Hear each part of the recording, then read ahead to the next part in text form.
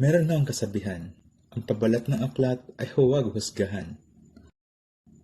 Panlabas na anyo ay huwag hatulan. Kaloob ay busisihin at siyang dapat kilatisin. Wika nga, aanhin mo ang kutis na mala porselana, kung ang ugali na may kasing gaspang ng esparto sa kalsada. Merong may nagsabi sa akin, masungit daw ako sa unang tingin. Minsay di namamansin, iyan ang impresyon nila sa akin. Ngunit kung lubusang makilala at tuluyan nang mawala ang waring pagdududa, sila ay tunay na mamamangha. Kaibigan tunay na siyang nakakahalina. Ngayon nga may pandemya, buong tapang na nakikibaka. Samo at dalangin sa Diyos na mahabagin.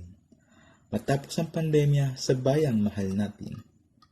Tila nga ako'y naakit na sa isang asignatura.